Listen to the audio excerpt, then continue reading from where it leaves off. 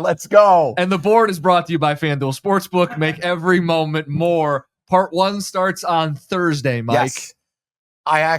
North Carolina, this spread has gone everywhere. It was Minnesota -2, then it was UNC -2.5. Now it's UNC -1.5. Here's where I sit with this game. Lots of unknowns.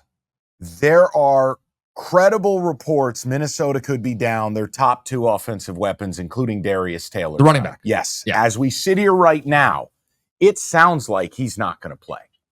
Now, they're also out their best wide receiver.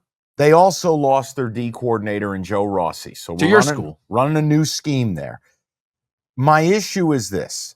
Max Johnson's probably got the QB battle for UNC. Max Johnson knows how to play behind a retooling offensive line. If Taylor's out, you get Omarion Hampton, who's an absolute stud muffin for UNC. I don't know how much I trust a revamped Minnesota under a head coach who wanted another job. PJ Fleck did everything in his power. I know this. His people were back channeling left and right. Get me out of Minnesota. He would have had both of his balls surgically removed like Game of Thrones with the not the cuckolds, what are they called? The Unsullieds. The Unsullieds. He would have sold his soul to the devil to be UCLA's head coach. You got a coach who doesn't want to be there. You got a revamped D.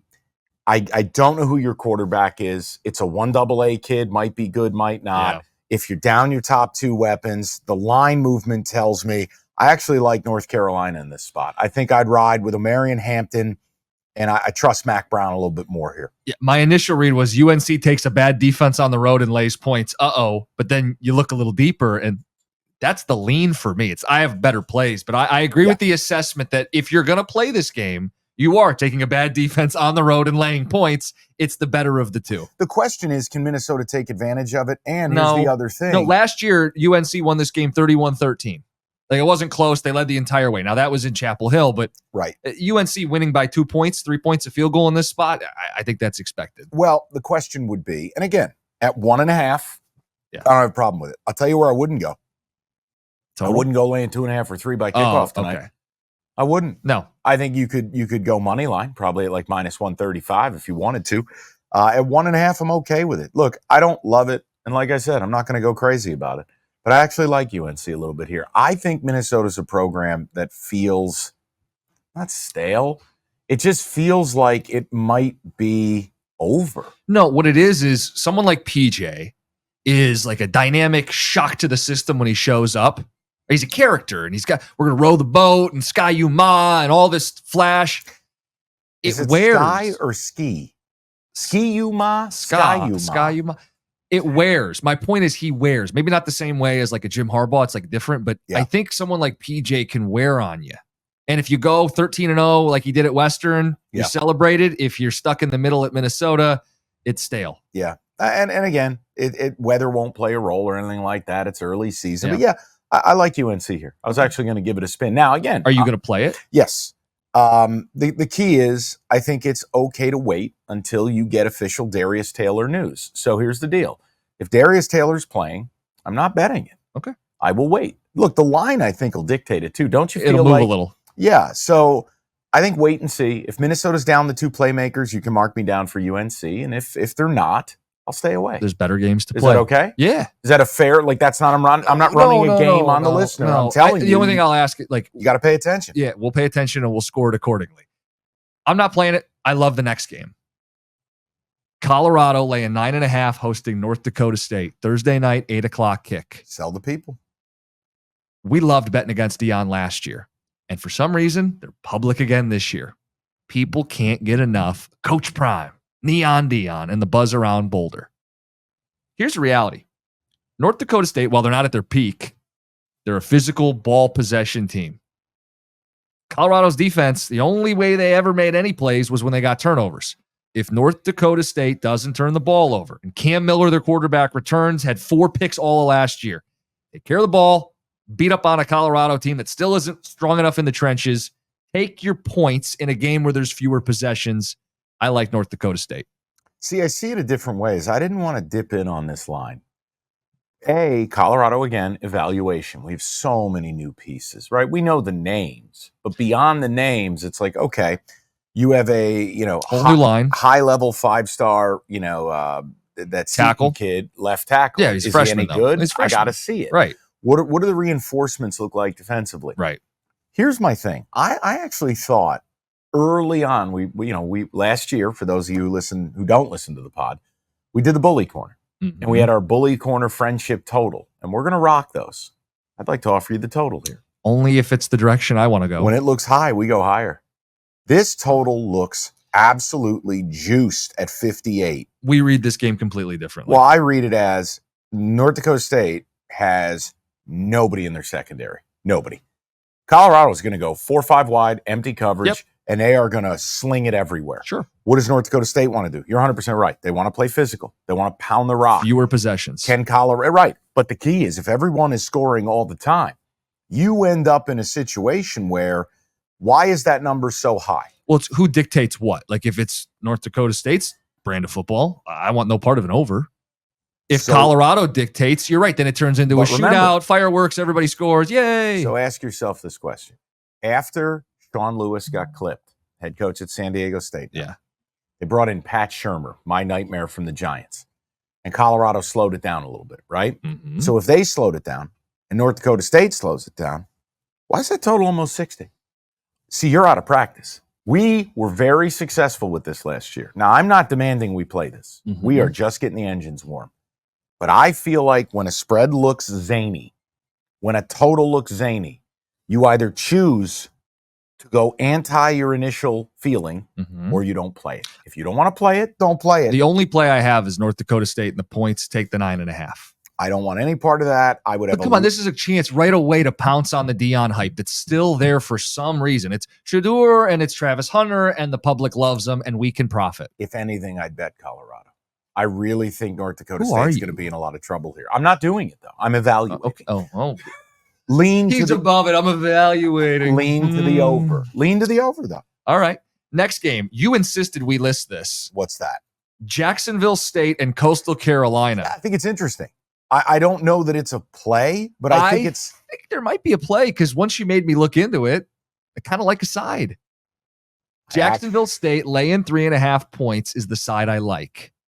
Here's the cap. Elite run offense. One of the best rushing offenses in the country. That's Jacksonville State. One of the most porous run defenses from a year ago, Coastal Carolina. These programs are going in opposite directions.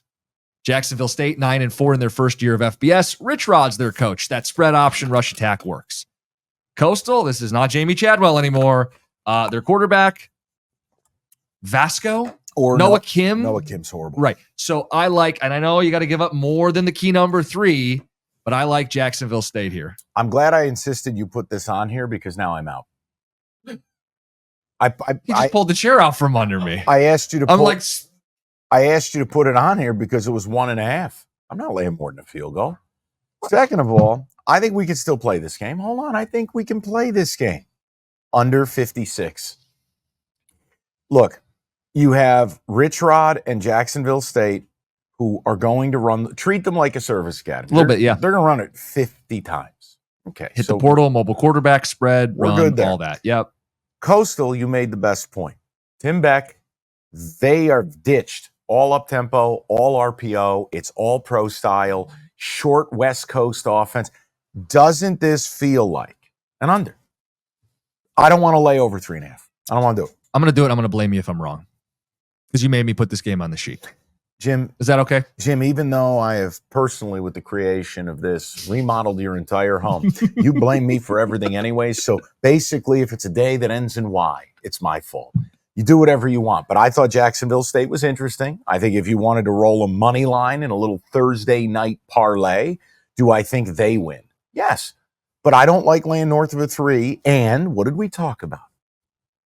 Guardrails, bumper bowling. You don't have to bet every game. How about this? I'm going to tentatively put it on the card. Okay. And when this balloons up to 15 plays, we can reevaluate. You got a deal. All right. I think the under's interesting. Go ahead. This next one is your team. MSU is incredibly public, laying 13.5, kicking off the season, the Jonathan Smith era. Mm-hmm. laying 13.5 against Florida Atlantic Friday night, 7:00. Yeah, you've come to the wrong place, brother. I mean, look, MSU has 62 new players.